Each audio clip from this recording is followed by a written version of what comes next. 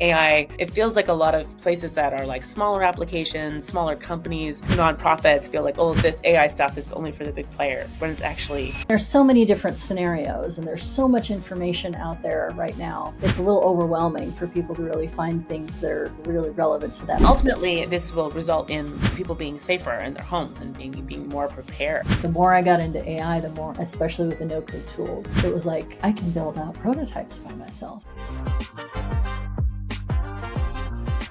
Welcome to another episode of AI Product Leader. Every week we shine a light on what it really takes to join the AI world. Real conversations with real builders, founders, product leaders, AI experts, technologists, and everything in between to understand where the AI world is right now and what that path looks like, whether you're building AI products or a career in AI. Have a question or topic? Email us at support@aicareerboost.com and join the conversation. I'm Polly Allen. I'm the founder of AI Career Boost, where I spend my time helping product managers and leaders navigate the world of AI and thrive in AI leadership roles.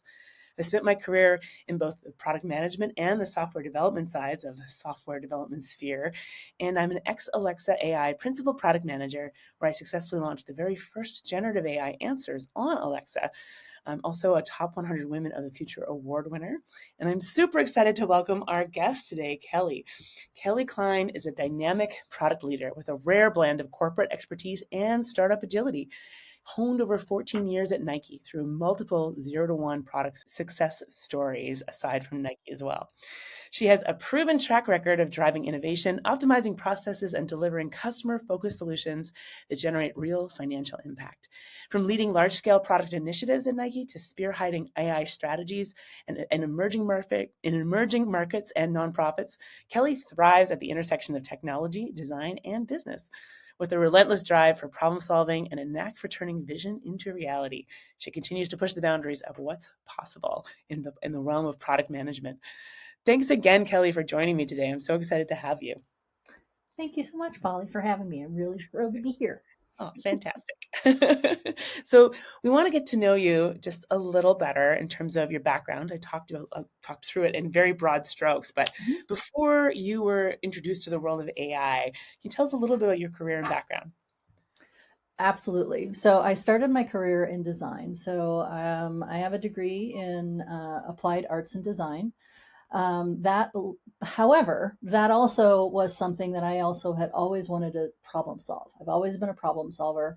I've always been curious about how things work. I've always been curious about process. Mm-hmm. So soon after my career started, it took a very direct line away from design directly and kind of went more into supporting design. So I became an operations manager for Nike's in-house digital studio, was my first move at Nike. And then that evolved as I kept trying to solve problems that I kept encountering. That led me into developing new tools, encountering agile methodologies back in the early days, was an early proponent and an adopter of that.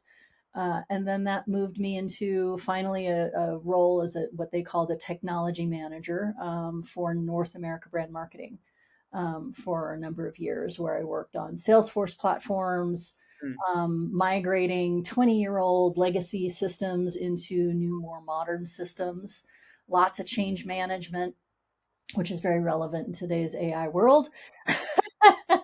And then after my career at Nike, I kind of I'll be honest, I'll be also personal here. My father passed away, and I had been at Nike for a really long time, and I was curious about what else was out beyond the berm at Nike. Yeah. So I ended up walking away from Nike on my own volition, with lots of kudos. I did go back there a couple times under contract roles, and then kind of dove in and learned a lot about fintech from Incom. Oh, nice. I worked at an agency for a little while called Emerge Interactive that really opened me up to some really interesting 0 to 1, concepts, working with entrepreneurs to really understand what their processes are and then help them launch their tools into the real world. And many of them are still actively growing and successful out there. So Amazing. I love checking in on those every once in a while. Awesome. And then now my career's kind of brought me to, I did have a role at an AI startup Mm, fairly briefly. And more recently, I've been kind of just taking a step back from being employed and trying to kind of figure out what my next chapter is. yeah. Really dove in and have been learning around AI and trying to apply all of my background to the new tools, the no code tools, everything else is really. So I've been very much in a learning mode, a curiosity mode, and also serving some nonprofits. As I'm on two nonprofits right now. One of them, most notably, is Firebrand Resiliency Collective that supports folks that have either been impacted or may be impacted by wildfires. By wildfires. And you're doing some amazing stuff with like AI and some no code tools with with those nonprofits. Can you tell us a little bit more about the projects you've been initiating there? Sure. Well, my old friend Tucker Touche started Firebrand Resiliency Collective a few years ago, back in 2020, coming out of the horrible Alameda fires that happened in Southern Oregon, which is where I currently live. Mm-hmm. Um, and the couple tools that we're looking at right now are um, kind of a wildfire home assessment, being able to assess your home and figure out what you can do actively to prevent or reduce the risk of wildfire with your own home, whether you're a renter or a homeowner. And there's so many different scenarios, and there's so much information out there right now. It's a little overwhelming for people to really find things that are really relevant to them. They have to really dig and do the work. So we started building an advisor using ChatGPT as just a beta test, Yeah.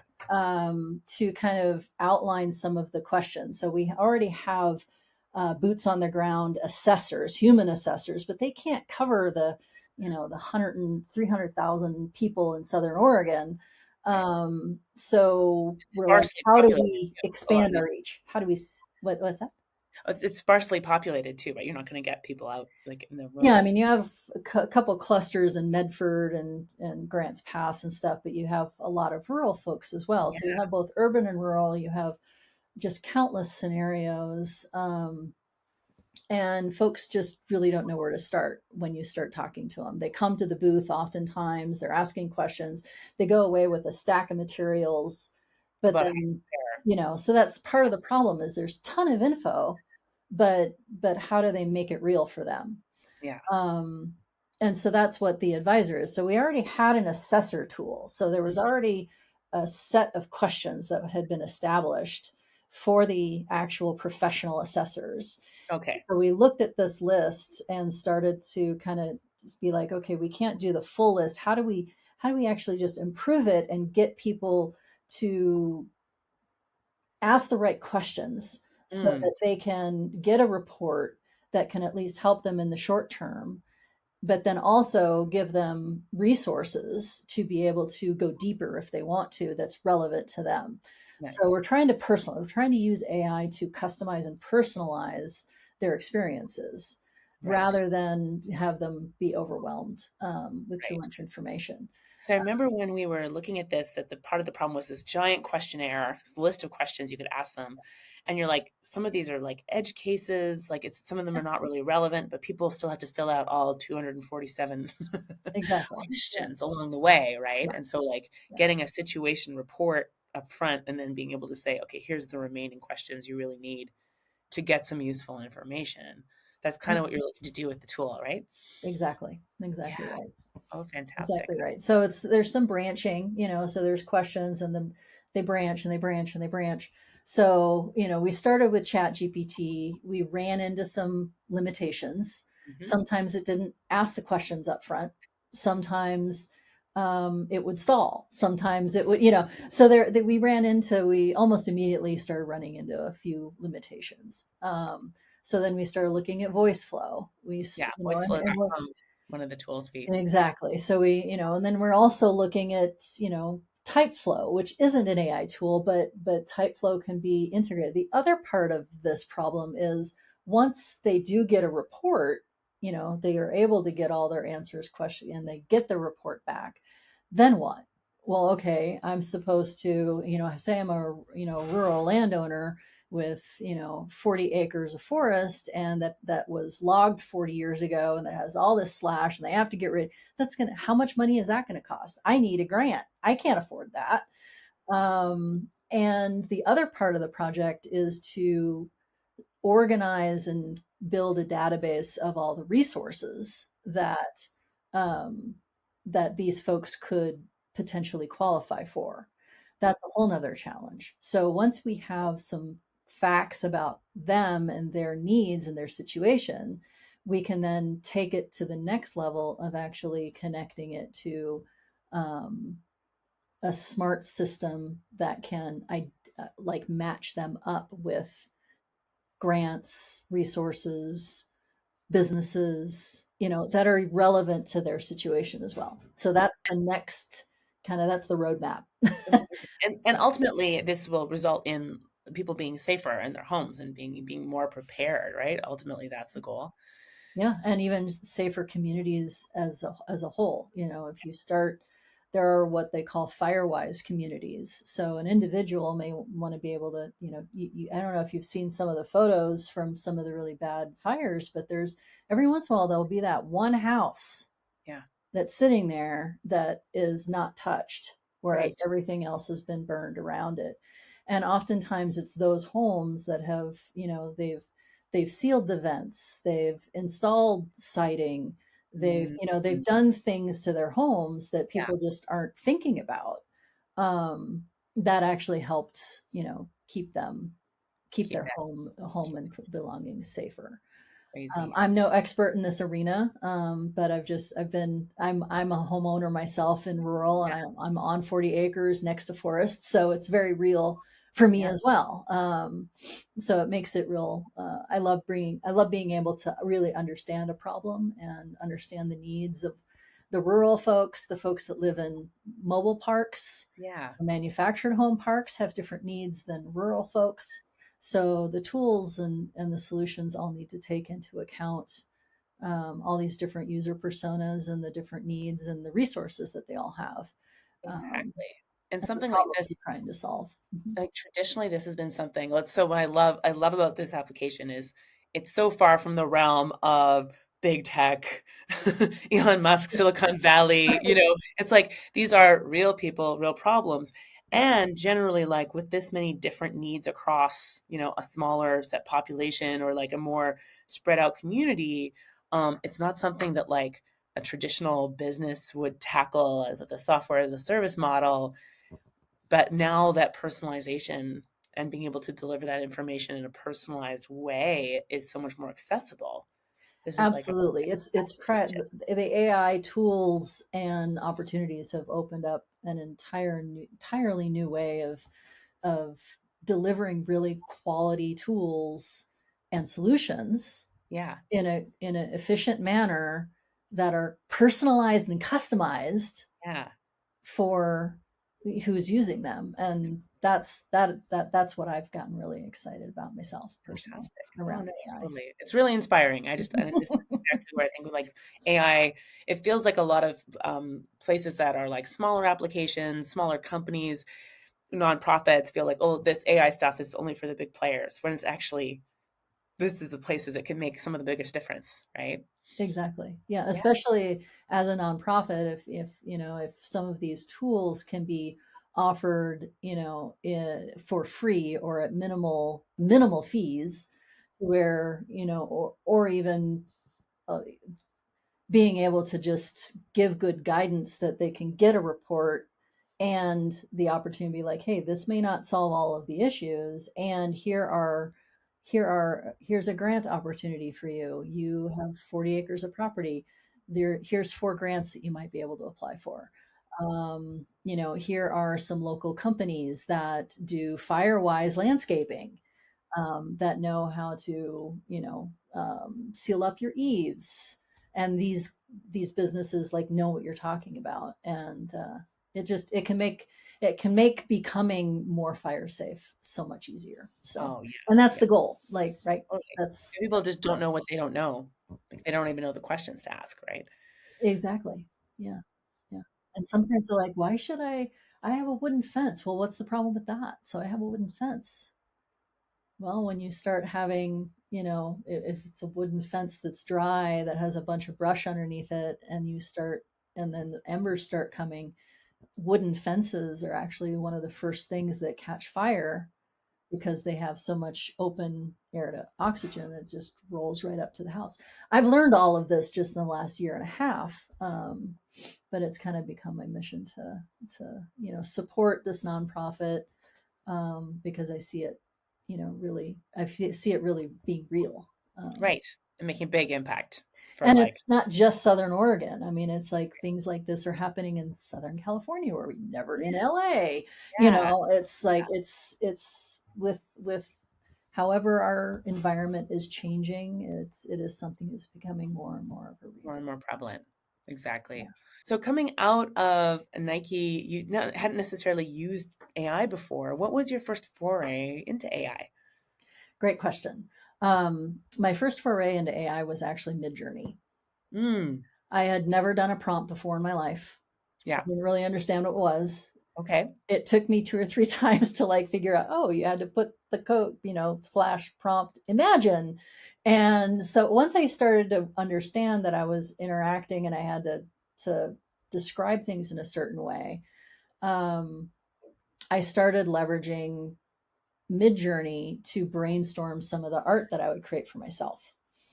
And it kind of started to blow my mind. Then it was like, wow, this is really fun. It's opening my mind up to different things that I wasn't expecting, and allowing for me to be creative and open, and just open my mind.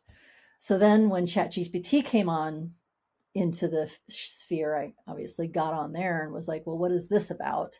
Yeah. Started playing around with the prompts, started exploring like what different kind of businesses might be good in Southern Oregon, and started just getting incredible info. Yeah. Then my friend Tucker was like, hey, there's this Regen AI conference happening. You want to go with me? Yeah. He goes, let's start talking, because I want to start talking about how we can leverage AI. And when I was at, and also when I was at Wellsud Labs, so later I ended up landing at Wellsud Labs and did quite a bit of just learning from the team there on like, how Mm, was this startup started? What's the stack? What tools are you using? How does everything fit together? Because I was very curious. I am always, even though I'm not, don't have a coding background, I'm one of those product managers that have always wanted to know more. And I'm like, okay, I know enough to be dangerous, is what I've often said. But I'm not a programmer. I've never really been pulled that way. yeah. But I always love to document and understand the problem, and Yeah. then how solutions can be fit Evolve. together. And the more I got into AI, the more, especially with the no code tools, it was like I can build out prototypes by myself. I can do all these things independently to research and not have to muck up a developer's time. And yeah, so there was a lot of aha moments that I had in that whole year period. um, And what are some of your favorite no code tools? I know you've played with several of them. Airtable's one. Yeah. So like a database. um, Airtable's a blast. I love Yeah. because it's data, and I'm dealing with lots of data these days. um, I would say, I'm not an expert at it yet, but I'm very excited about voice flow and what Nice. voice flow, allows you to do. Bubble's been a lot of fun to play around with. More of a web. Vo.dev Yeah. has been, so that those are the ones that I've been playing around with recently, that I've been most uh, Engaged. kind of, they're rabbit holes. I've been in a couple that was just like, yeah, that's about as far as this. Yeah, I'm gonna go over here. So all these tools are things that I'm like, I want to learn more. I just don't have Yeah. enough time in the day. Yeah, exactly. It's very hard. We've talked about this before.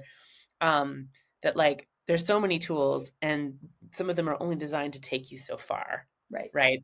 I think like v0.dev or Lovable or some of these like code generation tools, they're like you could recreate an interface, but if you actually want it to work well enough to get into some users' hands, sometimes it's a little harder to do if you don't have a coder to Exactly. Yeah, the bo.dev, when I start playing around with that recommendation came from a developer. Um, and so it was, but then once I got the output, I was like, yeah, but it's like adjust it, and then it became like, okay, now I need a developer. right, exactly. Whereas some of the purely no code tools, at least you can get a little farther, and some of them have been used for startups and things like that to at least get Yeah. their What early I'm version starting to out. learn now is like how to integrate no code AI tools into just great tools such as Mhm. Typeflow. We were just talking about Typeflow, and Yeah, just being able to like, how do you plug together your own little solution yeah, without having to use developers, yeah, such as setting up a Squarespace site and integrating a form and having it output a report. And, I mean, there's all sorts of things, but you have to have a problem first. You have to really understand the problem yeah. first. Gotcha. Um, Absolutely, totally. Said like a good product manager. Focus on the customer, focus on the solution. yeah. And that's Take still the true, time right? to do the discovery and do the research. Yeah, I can't emphasize that enough. And I've been in so many situations in my career that people just want to jump straight to the solution. They know exactly they want it this way. They want the UI to say this and do yeah. this. And yeah. They've never met a user or they don't really understand what the problem is. Exactly. Fantastic. So, for others who want to follow in your footsteps, obviously you've been honing these AI skills, actually building really useful applications out of it. For someone who wants to join the world of AI, what would your recommendation be for where to get started? Just be curious and come up with any problem you want to solve. Doesn't Nice. matter, even if it's a passion, like, Yeah. you know, just anything. Maybe you want to build a garden and you're not sure, and you love certain vegetables, but you're not sure where to start, or what kind of planting. So it's like, just start with a simple problem and just go at it. Yeah. Start with a chat, like Claude or Chat GPT or whatever, and just get familiar with the importance of prompts, Yeah. and then the importance of, and then just go from there. It's like that eventually will lead you down another solution path, because the tool itself, you can be like, okay, well, now I want to create a website that does this and this and this. And some of the tools will allow you to put that input in, say, this is what my goal is. And Yeah. then it'll give you back suggestions that you can then, so just have a conversation with it. Awesome. Yeah. Start with a conversation. And I think people are always amazed at how far they can go just by starting and trying, right? Yep. It's like It's, having a personal advisor. yeah, telling you how to do it. Exactly. You got your tutor here at your side. That's right. Yeah, amazing. Yeah. Well, thanks so much, Kelly. We have time for one last section, and that is any plugs. So, do you have any of the nonprofits you want to make sure you get a plug in for? If people want to reach out to you, how do they get a hold of you? Absolutely. The best way to get a hold of me is probably on LinkedIn. I'm fairly active there. I'm in there every day. And LinkedIn, Kelli Rua Klein at LinkedIn. As well as, I do have a website, but I'm in the process of updating that one right now as well, kellyruaklein.com. And in addition, the nonprofit that I've been working with that I've mentioned here is Firebrand Resiliency Collective. We are a nonprofit that provides lots of different services, community education and resource navigation. We do wildfire risk assessment, as I've mentioned, no cost to the homeowner, and that's actually a full in-depth person that will show up at the door. But this is only in Jackson and Josephine County in Southern Oregon, so. Um, and then, but I'll also add, where our little beta testing fire resiliency tool is as well. Perfect. Um, Yeah, we'll link that in the show notes along that with your sounds great. That file. sounds great. But yeah, and then connect up with me there. I am, that's what I've been working on, and always Fantastic. looking for new connections and what the next project is. So Oh, fantastic. That's excellent. Do connect with Kelly. On my side, I'm excited to promote we have another free masterclass coming up in March. So, the Path to AI Product Leadership, we'll be discussing the new skills product managers and product leaders need to lead in the age of AI, along with what are some of the hottest prototyping tools and skills like Kelly are learning and demonstrating. So we'll be talking about that as well. And so that's coming up, linked in the show notes. Please join us. Lastly, I always like to shamelessly plug the show. So don't forget to like and subscribe if you love hearing about inspiring product leaders who are venturing into the world of AI and how they got there. Your place where you watch this or listen to this, please give us 5 stars. It really helps us get the word out about the podcast. And if you'd like to reach out with any questions, support at aicareerboost.com is the place. So that's been another episode of AI Product Leader. And thank you so much for joining us again, Kelly. It's been an honor to have you on here. It's so inspiring to hear your story and what you're working on. It's amazing. Thanks so much. thanks for having me. I really had a lot of fun. Oh, good. I'm glad. Bye for now.